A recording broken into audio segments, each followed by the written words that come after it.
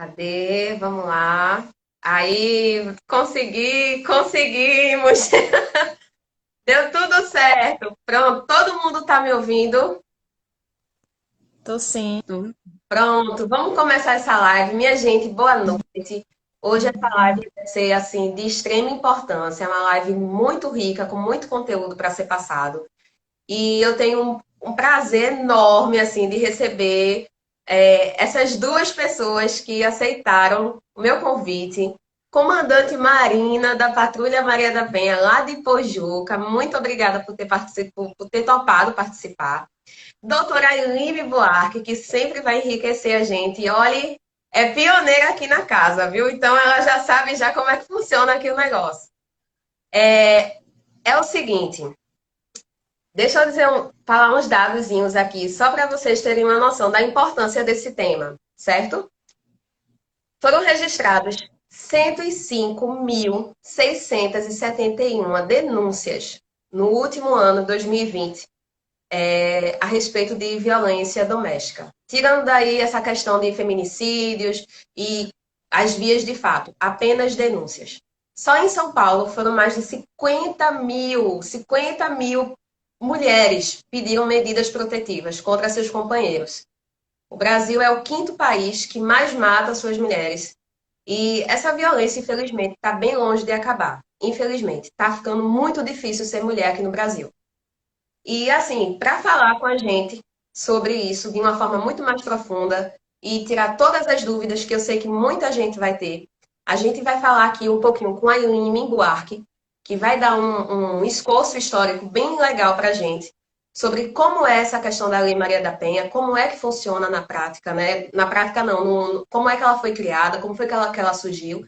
E a gente tem a comandante Marina, que vai falar sobre o trabalho dela lá em Pojuca, na Patrulha Maria da Penha, tá certo? Espero que todo mundo goste, mandem perguntas, vai ser muito bom pra gente. E assim, minha gente, de antemão eu já digo, denunciem, né? Porque a gente tá aqui pra se ajudar. Aí, me conta aí pra mim o que é a Lei Maria da Penha, por favor. Boa noite, Ark. Boa noite, comandante. Vou fazer um aparato histórico um pouquinho para contar um pouquinho da história da Maria da Penha, que foi quem deu o nome a essa lei, que é um marco na luta contra a violência contra a mulher, né?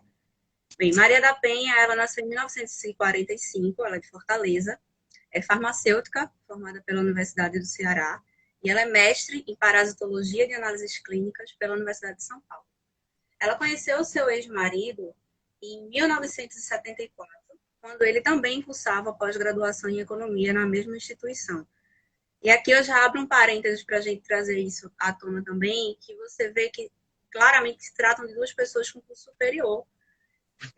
A violência doméstica contra a mulher, ela não acontece só em famílias, em situações de pessoas de baixa renda ou com pouco acesso a estudo. Ela está em todas as diversas classes sociais e acontece, essas agressões vêm muitas vezes de pessoas que aparentemente são sociáveis, agradáveis, que desempenham as mais diversas profissões. É quando você escuta muitas vezes casos como: meu Deus, não acredito que fulano fez isso. Ele é tão agradável, é professor, médico, advogado, enfim. Nesse caso, o ex-marido dela era professor universitário. E em 1974, eles se casam, têm a primeira filha e se mudam para Fortaleza, quando eles têm mais duas filhas. O ex-marido dela é colombiano, e aí no seu livro Sobrevivi, Posso Contar, que ela publicou em 1994, contando sua história, com os relatos de violência, ela diz que começou a partir do momento que ele conseguiu a cidadania brasileira e se estabilizou profissional e economicamente. A partir daí, ele começou a se comportar de forma violenta, vivia sempre uma tensão em casa, ele era intolerante com relação às filhas. Ela relata no seu livro situações que ele, para evitar que uma das filhas pequenas chupasse dele enquanto dormia, ele botava uma meia e amarrava no braço da menina, que ela no outro dia acordava com marcas no braço, entre outras atrocidades. E aqui começou a se estabelecer o que a gente chama muito, para todos os casos de violência doméstica, do ciclo da violência. Ele é composto de 4 fases, que é o aumento da tensão, o ato de violência em si, que pode ser verbal ou físico, violência não é só a física, né, quando chega nesse ponto, o arrependimento e o comportamento carinhoso. E esse ciclo da violência é justamente o que também contribui para que muitas mulheres permaneçam ainda nessa situação, mesmo depois de uma primeira agressão, seja ela verbal ou até mesmo física. Porque isso também acaba consistindo numa violência psicológica que essa mulher sente, e passa a acreditar que aquele homem vai mudar, que aquilo foi um ato isolado, que não vai ser sempre assim. E isso acaba sendo também uma forma de manipulá-la. Eu vi uma entrevista uma vez com uma vítima de violência, não vou recordar o nome agora, que ela disse algo que é muito interessante, que é assim: a gente não se apaixona por quem nos bate. Sim. Você não se apaixona por alguém que lhe dá um tapa no primeiro encontro. Nós nos apaixonamos por príncipes encantados, pessoas que pareciam maravilhosas. E esse ciclo vai começando muitas vezes aos poucos. Tem muita mulher que não percebe que já está sendo vítima de violência em atos verbais, em agressões, até aquilo se tornar algo físico, algo mais grave. Às vezes ela não tem noção de que ali ela já é vítima de uma violência doméstica. E aí esse ciclo de violência mantém ela fora da dependência emocional, dependência financeira, filhos, enfim, em situações. Então, esse ciclo começou, mas aí ele deu um passo à frente. Em 1983, ela foi vítima de uma dupla tentativa de homicídio, que hoje a gente já pode chamar e classificar como feminicídio, graças à Lei 13.104 de 2015. E, no primeiro momento, ele deu um tiro nas suas costas enquanto ela dormia. Essa lesão provocou sérios problemas permanentes na coluna e fez com que Maria da Penha ficasse paraplégica. Nesse momento, para a polícia, na denúncia, ele inventou uma história de que, na verdade, aquilo tinha sido fruto de uma tentativa de assalto. Versão que foi depois descartada pela perícia, mas que ele sustenta até hoje. E aí, ela foi percebendo a partir daí que várias outras questões. Ele, na verdade, insistiu muito para que essa investigação parasse, desse suposto assalto. Ele fez com que ela assinasse uma procuração, passando todos os poderes para o nome dele. Tinha vários documentos no nome dela, descobriu-se a existência de um amante. A partir daí, 4 meses depois, quando ela passou internada, se submeteu a mais de 2 cirurgias, inúmeros tratamentos, quando ela volta para casa, ele a mantém em cárcere privado por 15 dias e comete a segunda tentativa de feminicídio, tentando eletrocutá-la no banho. Juntando tudo isso, com a repercussão e a gravidade do caso, familiares e amigos começaram a apoiá-la e buscar apoio jurídico. E é aí que se inicia a luta de Maria da Penha por justiça, que durou mais de 19 anos. E começou com ela, a partir do momento que ela teve o apoio dessa família e da família e dos amigos, ela teve a coragem de conseguir sair de casa com as suas filhas, organizando tudo para que aquilo não fosse configurado como abandono de lar. Era o medo dela, à época, sair e aquilo ser configurado como abandono de lar e ela perder a guarda das filhas. Eu vou abrir um parênteses para explicar mais ou menos essa questão do porquê isso. Esse caso, isso que eu estou relatando, essas 2 tentativas de feminicídio, ocorreram em 1983. O nosso Código Civil, que a gente usa hoje, ele é de 2002. Até então, vigorava como Código Civil um código que foi elaborado em 1916, que refletia uma sociedade do final do século XIX, onde, óbvio, não preciso dizer, a desigualdade de gênero era infinitamente maior do que hoje.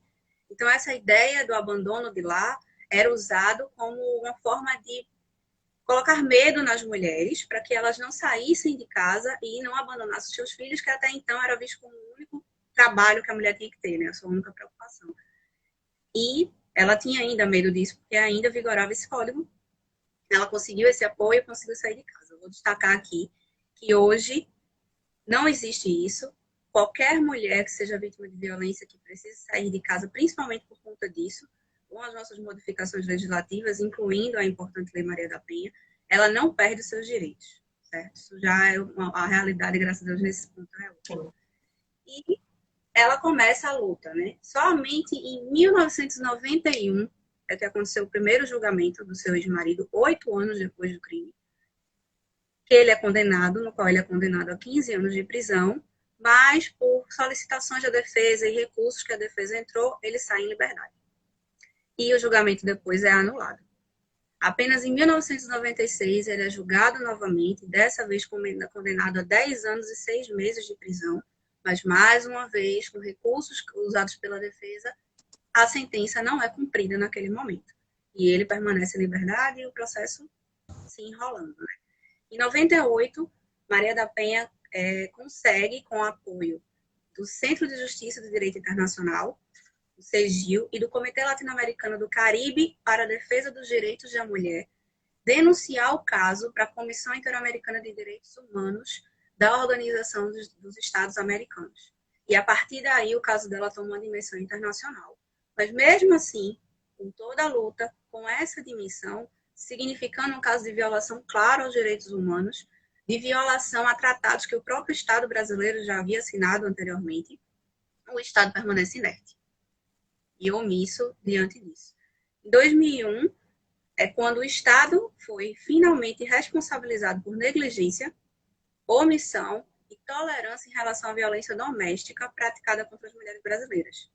E só a partir daí que se ganha uma visão diferente e começa a se perceber que o caso de Maria da Penha ele não podia mais ser visto isoladamente, e sim como uma referência a vários casos de violência doméstica que aconteciam no Brasil e que os agressores saíam impunes. Passa-se a ver essa violência como uma violência praticada por conta do gênero, pelo fato de ser mulher, o que faz com que ela não só aumente, como fique mais fácil os agressores saírem impunes. É o que torna a mulher numa situação de vulnerabilidade perante esses agressores. E aí, finalmente, em 2002, somente em 2002, é que ele é preso, o seu ex-marido é preso, ele estava lecionando, quando isso aconteceu, na Universidade Potiguar de Natal, e é condenado. Começa a cumprir a condenação que já tinha anteriormente. No entanto, ele passa apenas 16 meses em regime fechado, depois passa para o regime aberto em 2004, ele já está no regime semiaberto. Em 2007, consegue liberdade condicional e cumpre o resto da pena sim, que se encerrou, né, se encerraria em 2012. Depois de muitas lutas, também em 2002, é finalmente formada uma comissão com algumas ONGs feministas, e aí sim começam a elaboração de uma lei específica de combate à violência contra a mulher, que finalmente, em 7 de agosto de 2006, depois da aprovação na Câmara, sancionada na Câmara, com aprovação unânime, Câmara e Senado, e a gente tem finalmente a Lei 11.340, que recebeu o nome de Lei Maria da Penha, em homenagem a ela, a essa luta travada por tantos anos, e que é, até então, um marco na luta da violência contra a mulher. Isso. Mas violência essa que, infelizmente, ainda não acabou. E até para falar mais disso, eu passo a palavra para a Ark. E assim, pegando um ganchozinho, só para a gente poder jogar a bola para a Marina, vejam só o que diz a lei no artigo 1º. Ela diz assim: esta lei cria mecanismos para coibir e prevenir a violência doméstica e familiar contra a mulher. Isso é só o comecinho da lei. E aí eu já começo já perguntando isso, Marina, o que é violência doméstica e familiar? Como é que a gente consegue ver isso acontecendo? Boa noite a todos, todas. É um prazer estar aqui com vocês hoje, falando um pouquinho da Lei Maria da Penha, do trabalho que a Patrulha Maria da Penha ela desempenha, né, aqui, no meu caso, no município de Pojuca, mas graças a Deus, todos os municípios hoje, aqui em Pernambuco, estão se mobilizando, as guardas municipais, para criarem a Patrulha Maria da Penha. A gente tem trabalhado com vários municípios, a gente tem visto o avanço, né? E assim, para responder a tua pergunta, a violência doméstica e familiar contra a mulher, né, é tanto a ação ou a omissão que cause lesão física, psicológica, moral, patrimonial ou sexual a uma mulher. Né? A gente fala de violência doméstica porque é no âmbito da residência, da casa, aquelas pessoas que residem na mesma casa. familiar porque pode ser um parente próximo, pode ser até mesmo uma pessoa que ela é tão próxima que ela pode ser considerada como parente, que é criado, e se aproveita dessa afinidade para causar uma lesão contra essa mulher, para causar uma violência contra essa mulher. Então, muita gente pergunta, só existe violência doméstica familiar se for o marido, o ex-marido, o namorado, e, na verdade, a violência doméstica familiar contra a mulher ela é muito ampla. Tanto homens quanto mulheres são agressores. Mulheres que são mãe, cunhada, avó, irmãs. A gente tem casos de irmãs que solicitam medida protetiva contra a outra, solicita contra o padrasto, contra a madrasta, solicita medida protetiva contra a companheira, né, em casos homoafetivos. E aí um leque muito amplo, né, de agressores, que tanto são homens quanto mulheres. Que a única observação que tem com relação a isso daí é que eles têm que ter um vínculo ou doméstico ou familiar para caracterizar essa violência contra a mulher, né? Para que ela possa acionar a Lei Maria da Penha quando ela for fazer um boletim de ocorrência e pedir uma medida protetiva. Inclusive, eu acho que isso é uma dúvida que muita gente tem, né? Porque a gente pensa que a Lei Maria da Penha é só para quem tem uma relação assim, de companheiro, né? O marido, alguma coisa assim. A gente acaba não ampliando, né? Ou seja, pessoal, outras pessoas podem praticar a agressão contra a mulher. No caso, o sujeito passivo é que não vai mudar, né? Isso. Sempre a mulher, de todas as formas, né? Isso. E aí, no caso, ela sofre a agressão só pelo fato de ser mulher, e aí a gente já pode já enquadrar na Maria da Penha. Tem um detalhe, Ark. A violência ela tem que ser característica mesmo de violência de gênero, né? Tem que ser pelo fato dela ser mulher. Por exemplo, a gente já acompanhou casos de mulheres que tiveram algo furtado, um objeto furtado, e que não caracterizava a situação de que era por causa do gênero, porque ela era mulher. Então, o juiz ele não vai entender que aquela violência ali é doméstica e familiar. Né? Vai ser uma violência, no caso, sexista, não vai enquadrar na violência doméstica e familiar, né? Aí é sempre analisada a vulnerabilidade da vítima, se realmente foi porque o gênero dela é o gênero feminino, porque ela é mulher, que o agressor ele se aproveitou daquela situação para cometer a violência contra ela. Então tem vários detalhes que vão fazer com que o juiz ele interprete que é uma violência doméstica familiar e conceda a medida protetiva para ela ou não, né? Ou se o processo vai seguir normalmente, né, pelo Código Penal ou pelo Código Civil. Entendi. Marina, eu queria te perguntar uma coisa. Quais são os tipos de... Quando você falou aí, tem vários tipos, né, de violência. Violência patrimonial, violência sexual. Como é que a gente consegue definir mais ou menos cada uma? A gente fala muito de violência física porque é muito fácil de você identificar. Sim. Sabe que quando você foi empurrada, puxaram o cabelo, bateram, chutaram, né? Então, esse tipo de violência é muito comum e a mulher acha que somente nesses casos é que ela pode procurar delegacia. Mas aí vem outros tipos de violência que ela também pode procurar. Eu sempre vejo os casos de violência doméstica familiar começarem com a violência psicológica. É quando o agressor chega para essa mulher e fica dizendo que ela não presta, que ela não sabe de nada, que essa mulher é burra, que essa mulher é gorda, que ela é feia, que ninguém vai querer ela, que só ele quer aquela mulher, que ela não tem condições de fazer nada na vida. A gente já viu casos de mulheres que era tão atormentada psicologicamente que até mesmo para assistir uma televisão só assistia na hora que o agressor queria. Porque se ele não quisesse, ele tirava a televisão da sala e guardava no quarto e dizia: agora você não vai assistir.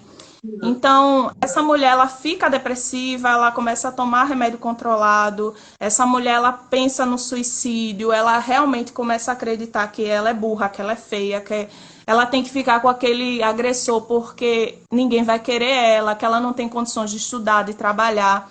Então, psicologicamente, aquela mulher começa a ser afetada. E aí, por ela se sentir inferior, achar que tudo aquilo é verdade, ela começa a se submeter a outros tipos de violência, né? A violência moral também, que fica muito próxima da violência psicológica, porque vem com a injúria, vem com a difamação, vem com a calúnia. O agressor, ele pratica esse tipo de agressão contra essa mulher, começa a subtrair os objetos dessa mulher. A gente já viu casos de mulheres que o agressor dava o celular de presente para ela, e aí depois ele pegava o celular de volta, ele queria ver as mensagens do celular dela, ele quebrava o celular e dizia: eu dei, eu posso tomar, eu posso quebrar.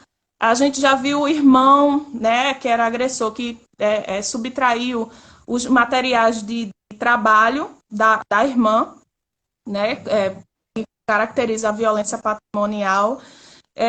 Agressor que guarda documento, esconde documento da vítima para que ela não saia de casa, para que ela não procure emprego, para que ela não procure um curso, nem se matricular numa faculdade ou concluir o ensino fundamental ou médio. Então, assim, tudo que ele vai subtrair dessa mulher de documento, rasgar documento, quebrar as coisas dentro de casa, os pertences dessa mulher, até água sanitária, o agressor colocou na roupa da vítima para que ela não saísse de casa. Se essa roupa você não usa, porque eu não gostei, então colocou água sanitária na roupa dela. E isso a gente levou até para a delegacia para mostrar, né, que ela tinha sofrido essa violência patrimonial.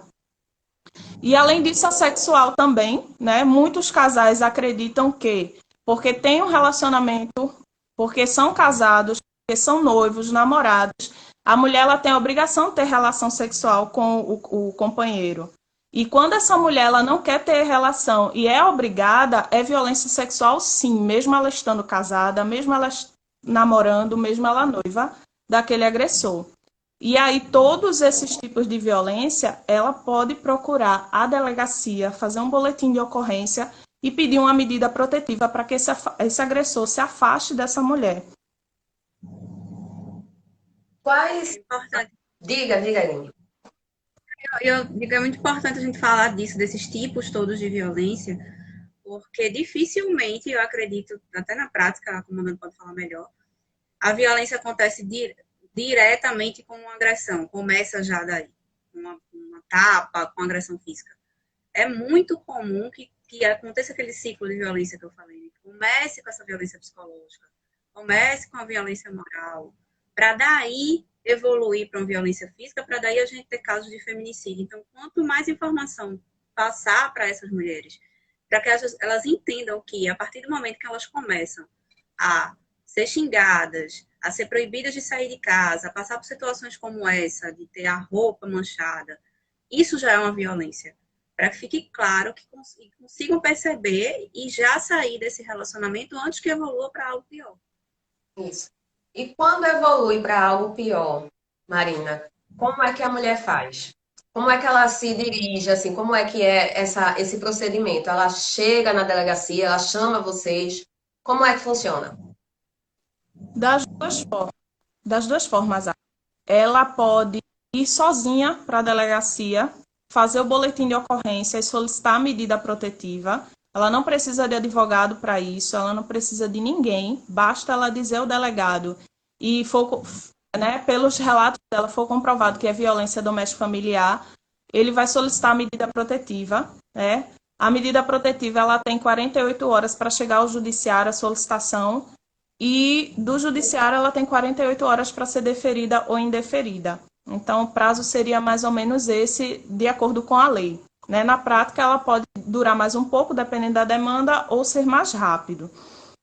Outra coisa também, ela pode solicitar à Guarda Municipal ou à Polícia Militar apoio, né, na ocorrência e ser conduzida para a delegacia e fazer também o boletim de ocorrência e solicitação de medida protetiva. Então, das duas formas, ou com a Patrulha Maria da Penha, ou indo ela sozinha para a delegacia, ela faz. Uma coisa que a gente acha, que a gente vê bastante, é que quando essa mulher ela vai acompanhada da Patrulha Maria da Penha para a delegacia, ela consegue realizar o boletim de ocorrência e fazer a solicitação de medida protetiva com mais facilidade, porque ela tem o apoio da patrulha desde a condução até a delegacia.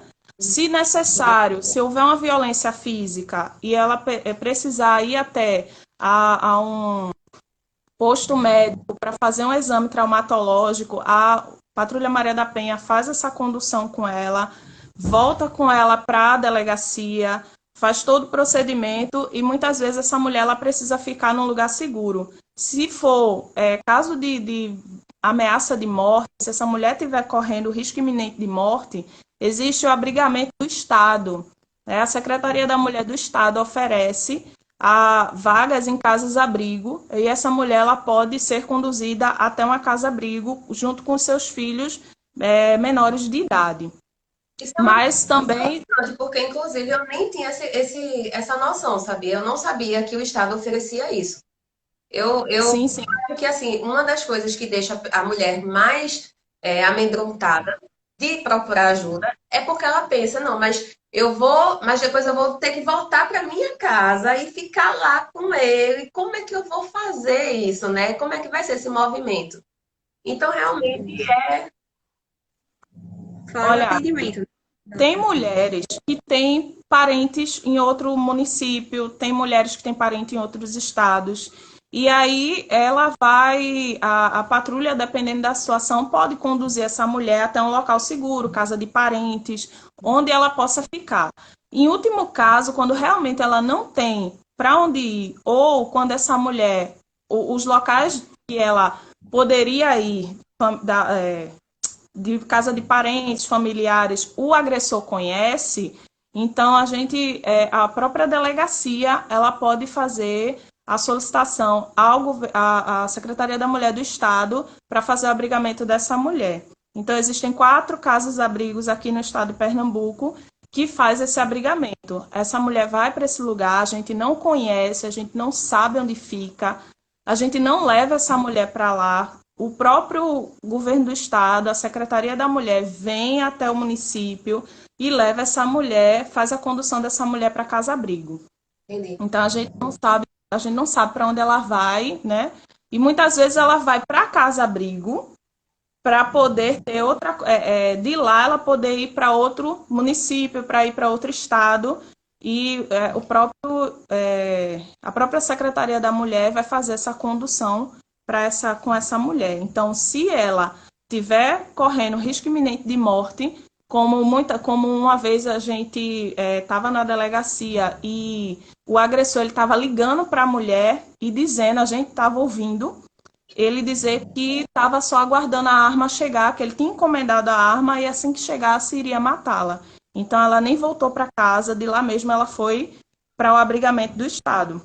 E foi um caso muito delicado aqui, porque o filho menor de idade estava com ele e a gente teve que fazer o resgate da criança posteriormente. Então, tem situações de busca de pertences. Essa mulher que vai para abrigamento ou que vai para casa de parentes em outro local, ela precisa pegar documento, ela precisa pegar roupa, e aí a patrulha também faz essa condução com ela até a residência, sempre com apoio, pega os pertences dessa mulher e conduz ela até um local seguro ou a gente deixa sob os cuidados do Estado, né? Então, assim, quando começou a se falar da Lei Maria da Penha, da história da Maria da Penha, a gente vê que, infelizmente, né, a agressão que ela sofreu foi necessária para que outras mulheres hoje pudessem ter essa lei que amparasse. Né? A gente fala muito que a medida protetiva é um papel, muita gente fala que é um papel, mas quando esse papel ele é fiscalizado, né, que é uma das atribuições da Patrulha Maria da Penha, fazer a fiscalização dessa medida protetiva, a gente tem muito êxito. Hoje, estatisticamente, nós não temos nenhum caso de feminicídio de mulheres que solicitaram medida protetiva e foram acompanhadas pela Patrulha Maria da Penha. Então, em 4 anos, quase 5 anos, que eu estou junto com a Patrulha Maria da Penha aqui no município, a gente não tem nenhum registro de mulheres que foram vítimas de feminicídio ou que sofreram agressão maior do que já tinham sofrido quando elas não fizeram a denúncia, quando não fizeram um boletim de ocorrência. E como é que funciona a patrulha, de um modo geral, Marina? Como é que é feito esse... Como é que funciona? Pronto. A Patrulha Maria da Penha é um programa, né, que foi trazido pelo governo do estado. Então, a Polícia Militar implantou a Patrulha Maria da Penha através da Secretaria da Mulher do estado. E, posteriormente, as secretarias municipais foram trazendo também esse programa para os municípios. Então, como precisava de um organismo que fizesse a fiscalização, então foi repassado no âmbito estadual para a Polícia Militar e no âmbito municipal para as guardas municipais. Então, hoje, aqui em Pojuca, a Patrulha Maria da Penha é uma unidade da Guarda Municipal que é preparada. A gente tem uma equipe que é especializada, né, em atendimento a mulheres vítimas de violência doméstica familiar. E essa unidade ela trabalha 24 horas. Na criação da patrulha, ela ficaria responsável de fiscalizar as medidas protetivas de urgência. Então, quando essa mulher solicita a medida protetiva de urgência, o juiz ele vai dizer quais são as medidas, né, cautelares que essa mulher possui e que o agressor vai ter que cumprir. As mais comuns são afastamento do agressor do lar. Se ele mora com essa mulher, ele vai ter que sair de casa. Ah, mas a casa está no nome dele. Não interessa, o juiz vai mandar ele sair de casa. Para resguardar, né, a integridade física e psicológica dessa mulher, ele vai ter que sair de casa. Não tem para onde ir também, a gente não pode fazer nada, ele vai ter que sair, né? Então, qualquer desculpa que ele vier falar no momento da notificação, ela não vai ser atribuída naquele momento, né? Posteriormente ele pode procurar o judiciário, mas naquele momento ele vai ter que sair da casa. Então, uma das medidas protetivas é o afastamento do agressor do lar, o afastamento dele, e aí o juiz vai dizer se são 150 metros, 300 metros, 200 metros que ele vai ter que manter a distância da casa dela ou do local de trabalho. A gente também vai ter a proibição de contato, ele não vai poder ligar para essa mulher, não vai poder falar com ela, mandar recado, tá mandando WhatsApp, entrar em rede social para manter contato com essa mulher, ele fica proibido. E também tem, em algumas situações, a proibição de ver os filhos menores de idade, dependendo da situação, e também de entregar alimentos provisórios e provisionais, né, que seria tipo uma pensão alimentícia durante o período de vigência da medida protetiva. Então, a Patrulha Maria da Penha vai fiscalizar se ele está cumprindo todas essas medidas. Quando a gente chega na casa da mulher, a gente pergunta se ele descumpriu com alguma daquelas medidas protetivas.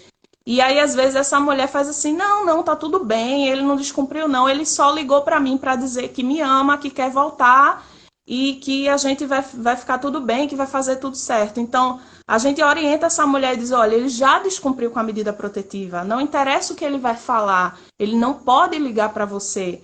Então, a gente convida essa mulher para ir até a delegacia para fazer o boletim de ocorrência por descumprimento de medida protetiva. Mas aí ela muitas vezes não entende que a proibição de contato é qualquer contato, independente do que ele vá falar com ela. E aí ela pode fazer o boletim de ocorrência por descumprimento de medida, e se ela fizer o boletim de ocorrência por descumprimento, esse agressor ele vai ser preso, porque descumprimento de medida hoje é crime também, né? E todo descumprimento de medida ele vai ter a prisão preventiva decretada. Caso ele não fique preso, né, outra alternativa é a tornozeleira eletrônica. O juiz ele vai autorizar que ele coloque a tornozeleira, ela vai receber um dispositivo e toda vez que ele se aproximar dela, que ele entrar no perímetro que é proibido, o dispositivo dela vai vibrar e vai acender e ela vai saber que ele está próximo. Então, ela vai poder ligar para a Guarda Municipal, ela vai poder ligar para a Polícia Militar e já caracteriza o descumprimento de medida protetiva e, nesse caso, ele pode ser preso novamente. Vai falar, Aline? Não, eu ia falar uma coisa assim, até para a comandante, que eu vi na lei e ver se na prática realmente funciona assim. Que essas medidas protetivas de afastamento, de não ter contato, também servem para as testemunhas, para a família da vítima e para as testemunhas do caso, porque às vezes muitas pessoas têm medo de ajudar, de testemunhar, mas essas medidas também servem para essas pessoas. Isso, também serve. Inclusive, hoje à tarde, a Eline até me enviou uma reportagem que eu fiquei muito assim, foi um impacto para mim. Apesar de a gente já estar se habituando com esse tipo de notícia, mas ainda assim a gente se choca. Que foi uma reportagem, a mulher estava sendo agredida, né? Quer contar, Eline? Não, pode contar. Ela estava sendo agredida e a vizinha começou a filmar a situação e o marido pegava ela e ela estava tentando sair pela janela e ele puxava ela, enfim, isso já não era a primeira vez, ele já vinha agredindo ela há muito tempo, quase 2 anos, né, durante o relacionamento deles, e só a partir daquele momento, porque a vizinha filmou e que a polícia foi lá efetivamente, foi que a mulher teve coragem de fato, denunciar. Como é que a gente consegue combater essa. Porque, assim, a mulher é a vítima, mas ela, de algum modo, ela tem muita vergonha de dizer que isso está acontecendo com ela. Eu não compreendo, assim, quer dizer, como é que a gente Medo, né? consegue estimular? Como é que a gente consegue estimular uma mulher que está sofrendo agressão física em casa a denunciar? Como é que a gente faz isso? Uma das capacitações que a Patrulha Maria da Penha ela tem é justamente de aprender a lidar com esse tipo de situação. Por exemplo, essa mulher ela é agredida, ela quer denunciar, chega na delegacia, ela desiste, ela não quer mais. Ela até denuncia, mas depois ela quer retirar a medida protetiva. Ou ela só quer chamar a patrulha para dar um susto no agressor, para ele não fazer mais aquilo. E aí a gente começa a trabalhar na guarnição a informação de que existem vários fatores para que essa mulher ela não denuncie o agressor.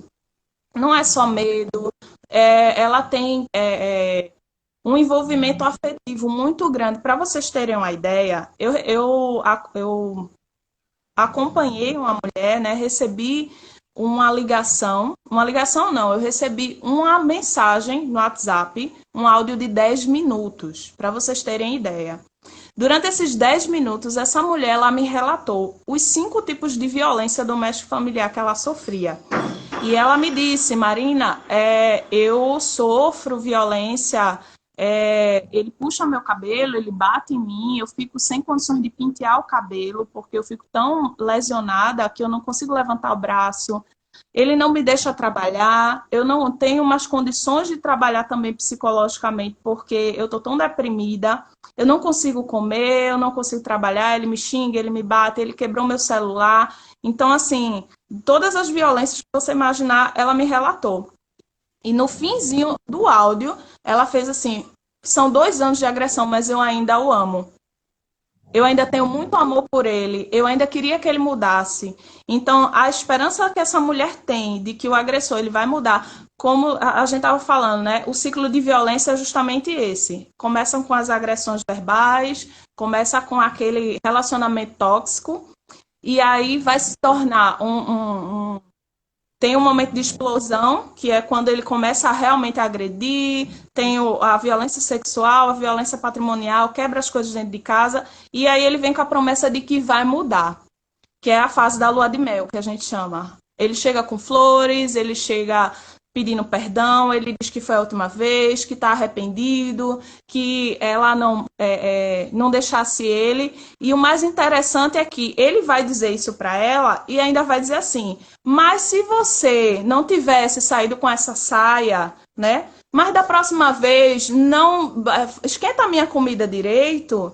Da próxima vez eu quero te ver em casa. Então, assim, ele está pedindo perdão para essa mulher, está dizendo que vai mudar, mas condiciona as atitudes dele a algo que ela tenha feito. Com certeza. Então, ele sempre vai estar acusando essa mulher de que ela não fez o que ele queria, que ela não fez o que era certo na concepção dele, e por isso ele está justificando as atitudes dele. Então, ela vai perdoar, ela acha que ele vai mudar, que vai melhorar, e isso, na verdade, não acontece. A gente já recebeu duas mulheres ao mesmo tempo do mesmo agressor, né? Praticamente no mesmo período do mesmo agressor. Então, ele vai continuar sendo agressor o tempo todo. Sim.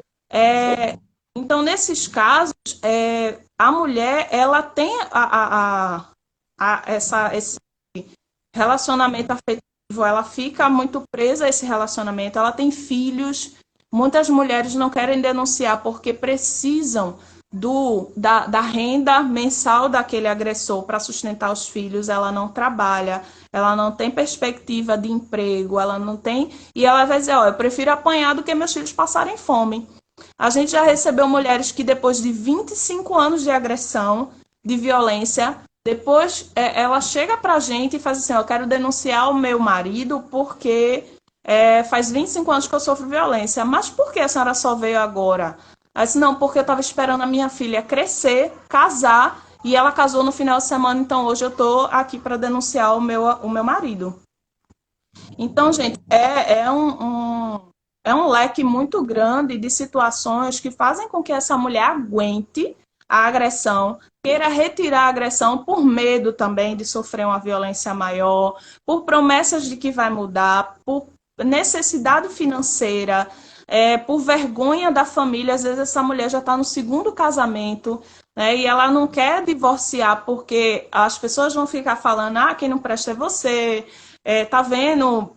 Muitas vezes ele se faz de bom para os parentes, ele se faz de bom para o pessoal fora de casa, e ninguém entende porque aquela mulher está querendo deixar aquele marido tão bom, né? Então vai colocar a culpa nessa mulher, ela não tem apoio. Justamente. E aí, por isso que ela muitas vezes ela não vai denunciar. Então a gente tem que ter em mente que ela passa por essa situação, que ela tem essa preocupação, e que a gente tem que dar o apoio a ela incondicionalmente. Sim. Em outros casos, né, a gente tem também o apoio do Centro de Referência da Mulher. Aqui no município tem atendimento psicológico, social e jurídico. Então, sempre que eu vejo que uma mulher está sem conseguir fazer a denúncia, que ela está precisando de uma orientação melhor, que ela precisa de um acompanhamento mais prolongado, a gente encaminha essa mulher para a psicóloga e ela começa a fazer o atendimento com ela. Então, ela vai uma vez, depois ela volta novamente. Já tem mulheres que tentam fazer o primeiro boletim de ocorrência, não fazem, vem uma situação nova, elas acabam fazendo, e a gente acaba trabalhando por bastante tempo com essa mulher para que ela possa ter coragem, que ela possa ver que realmente fazer a denúncia é uma solução para que ela saia, né, do ciclo de violência doméstica familiar.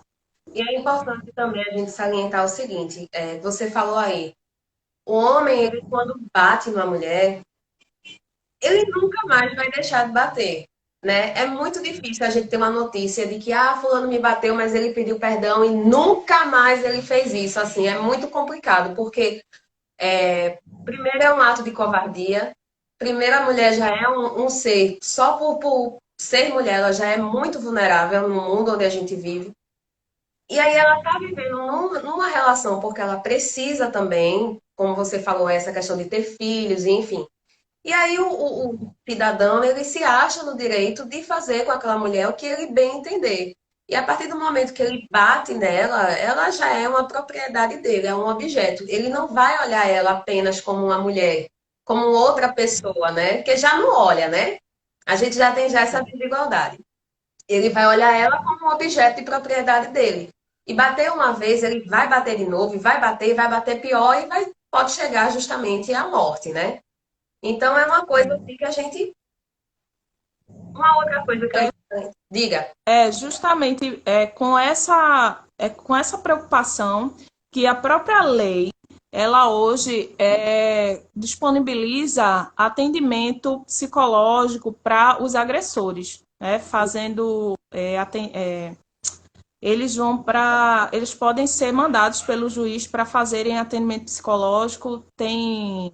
É como se fosse um atendimento, é porque agora me fugiu da memória como está na lei, mas que eles têm que ter acompanhamento psicológico, que eles têm que participar de grupos de apoio, para poder, para eles poderem entender, porque assim, né? A gente sabe que o machismo, né, o patriarcado, questões culturais, a violência vem muito disso.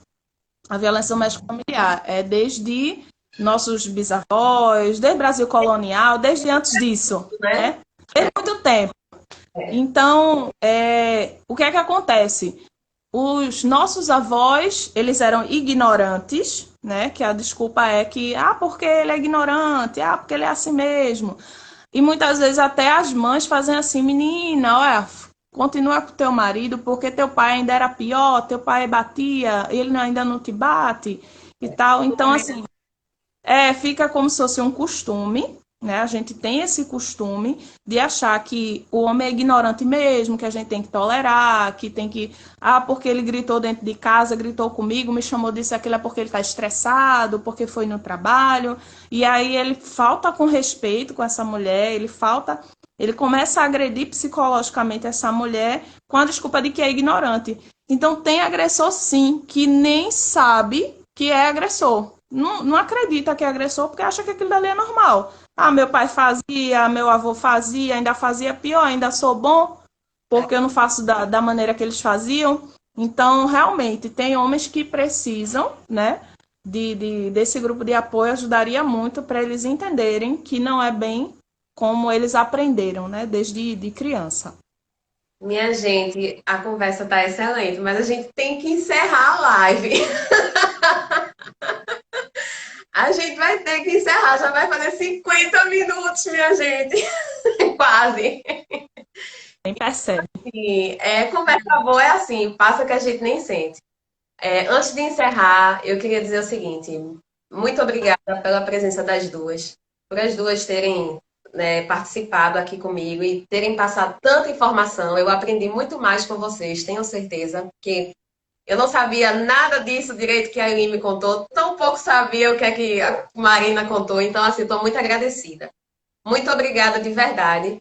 E eu queria dizer para todo mundo que está assistindo que briga de marido e mulher, a gente tem que se meter, não pode deixar, minha gente. Não é normal levar tapa, não é normal ser agredida verbalmente, não é normal sofrer nenhum tipo de agressão pelo seu companheiro ou por qualquer pessoa, né? Como a Marina falou, é o âmbito doméstico, familiar, é aquela rede toda de pessoas que estão ao seu redor, que podem fazer alguma coisa contra você e você não pode permitir. Você não está sozinha, está todo mundo aqui com você. O Estado vai dar o aparato necessário. Denuncie. Não é isso? Isso. É Aqui isso tem aí. só uma pergunta aqui para Marina que colocaram. Ela colocou assim, Elaine Freitas, gostaria de perguntar à Marina sobre a alteração na lei referente à violência psicológica. Se hoje realmente é mais fácil comprovar esse tipo de violência. E aí eu vou aproveitar até para fazer uma pergunta minha. Se é comum as mulheres denunciarem antes de chegar no auto físico?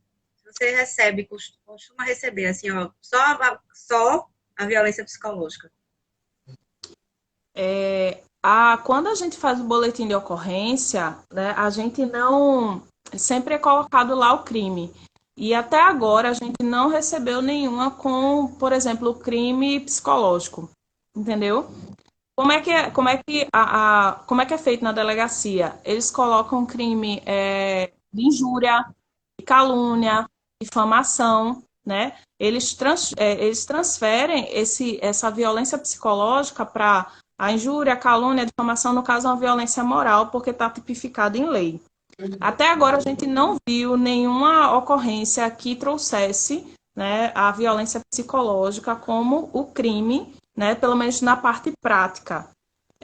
As demais são as agressões, as ameaças, né, lesão corporal, violência física, enfim. Mas a psicológica ainda, a gente ainda vê como a moral, né, transformada na moral. E eu vejo, é muito difícil colocar tanto violência. A gente sabe que tem a violência psicológica antes da física, sabe que tem a violência psicológica antes da patrimonial e das outras. Mas a gente não vê, até o momento, a gente não vê essa violência sendo enquadrada como crime, né? Pelo menos para que seja investigado pela delegacia, no boletim de ocorrência.